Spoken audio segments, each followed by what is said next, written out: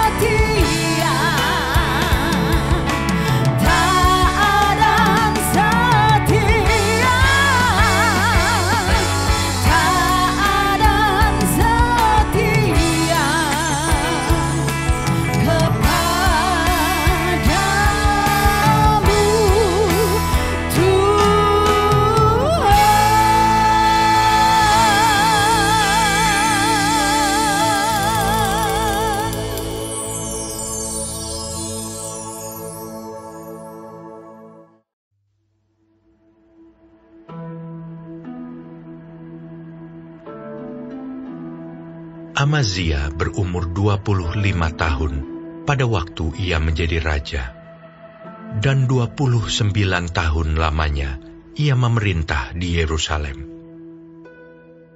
Nama ibunya ialah Yoadan dari Yerusalem. Ia melakukan apa yang benar di mata Tuhan, hanya tidak dengan segenap hati. Segera sesudah kuasa kerajaan itu kokoh di tangannya, dibunuhnyalah pegawai-pegawainya yang telah membunuh raja, yaitu ayahnya.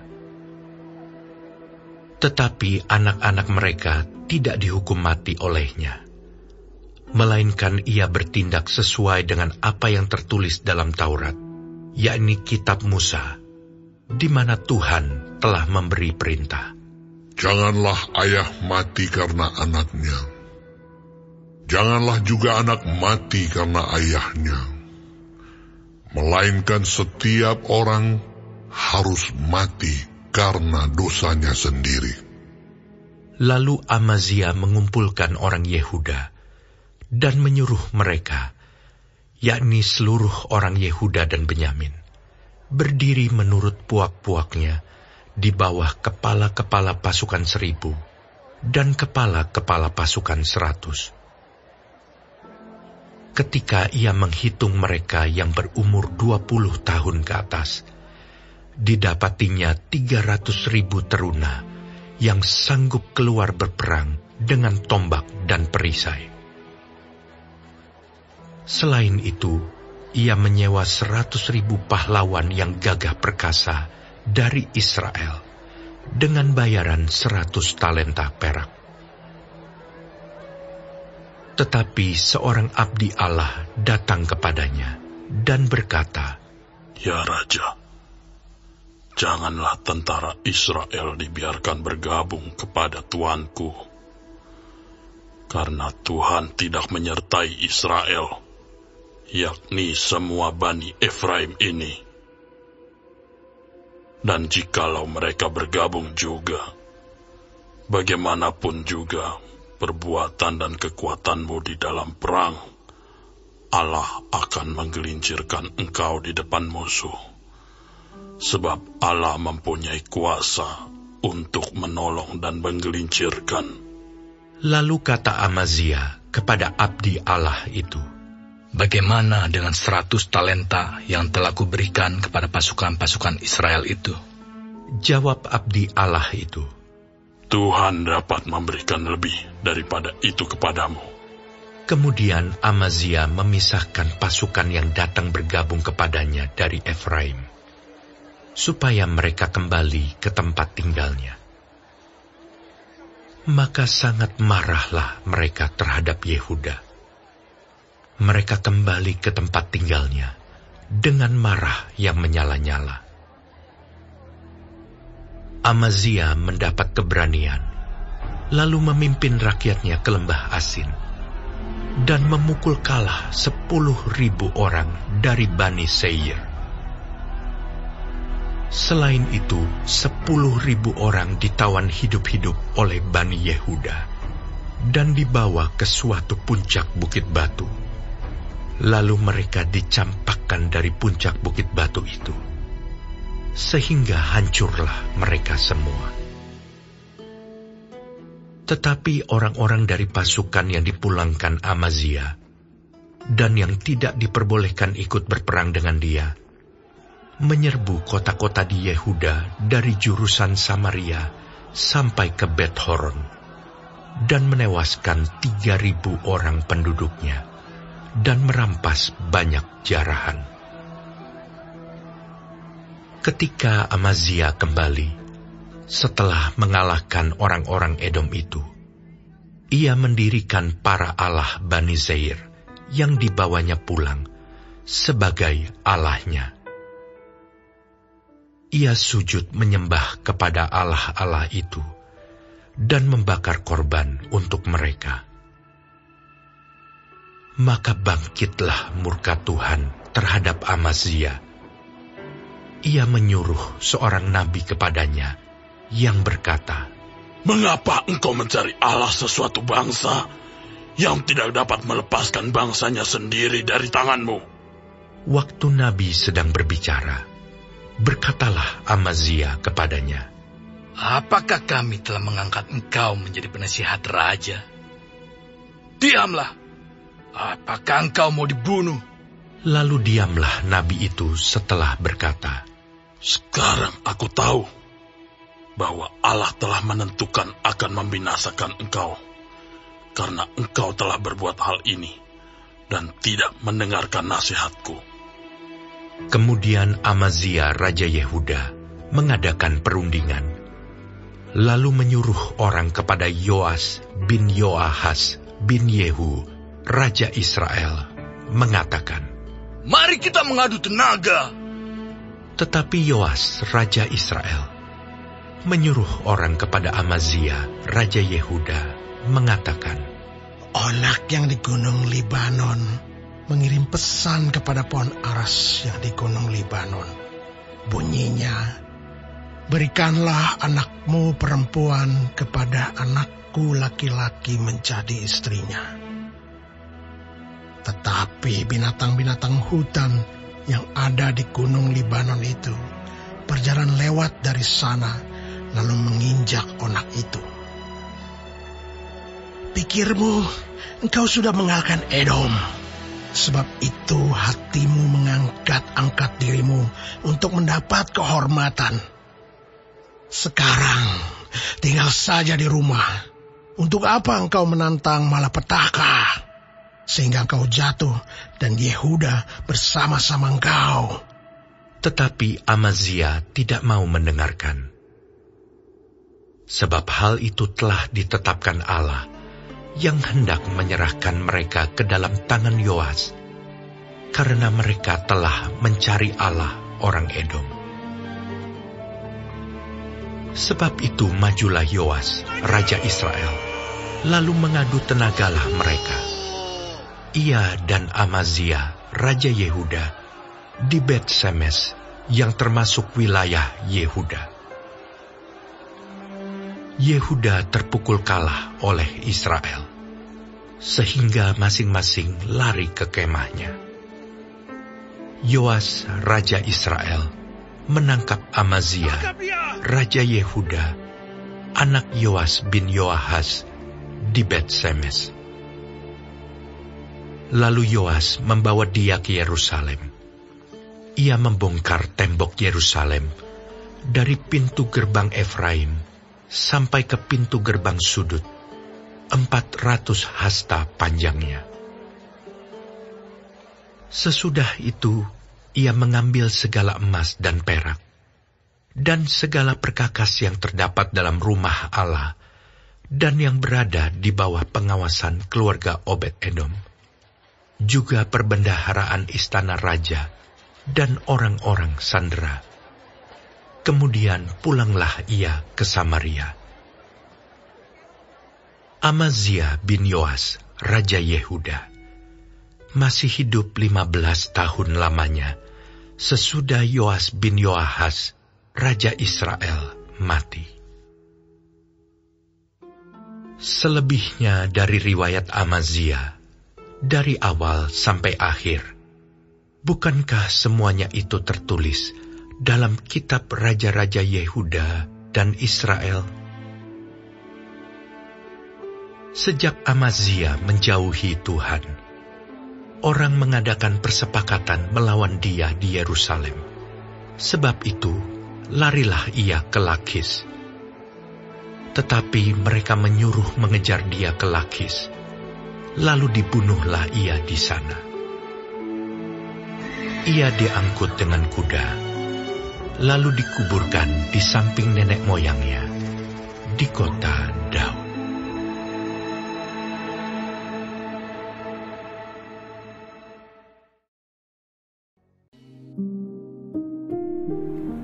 Tuhan Yesus, terima kasih untuk pagi hari ini. Terima kasih untuk berkat yang boleh kami terima dari malam sampai dengan pada pagi hari ini. Tuhan, kami mau berdoa untuk setiap hamba-hamba Tuhan dimanapun mereka berada. Kiranya Engkau memberkati pelayanan mereka, jadikan mereka berkat dimanapun mereka ditempatkan. Kami juga berdoa untuk bangsa dan negara kami Indonesia. Kami berdoa untuk setiap kesejahteraan dan apapun yang menjadi masalah di bangsa dan negara ini. Kami percaya bahwa Engkau turut campur tangan dalam setiap masalah yang ada di bangsa ini. Berkati setiap pemimpin yang ada. Kami percaya bahwa mereka adalah orang-orang yang Tuhan pilih. Kami juga berdoa untuk setiap anak-anak-Mu yang sedang mengalami sakit penyakit. Kami berdoa kiranya Engkau Tuhan memberikan kesembuhan yang luar biasa. Biarlah mereka boleh menjadi kesaksian dalam kehidupan mereka, bahwa Engkau turut bekerja dalam setiap hidup mereka. Terima kasih Tuhan. Bapa kami yang di surga, dikuduskanlah nama-Mu, datanglah kerajaan-Mu, jadilah kehendak-Mu di bumi seperti di surga. Berikanlah kami pada hari ini makanan kami yang secukupnya, dan ampunilah kami akan kesalahan kami, seperti kami juga mengampuni orang yang bersalah kepada kami. Dan janganlah membawa kami ke dalam pencobaan, tetapi lepaskanlah kami daripada yang jahat. Karena Engkaulah yang mempunyai kerajaan, dan kuasa, dan kemuliaan, sampai selama-lamanya. Amin.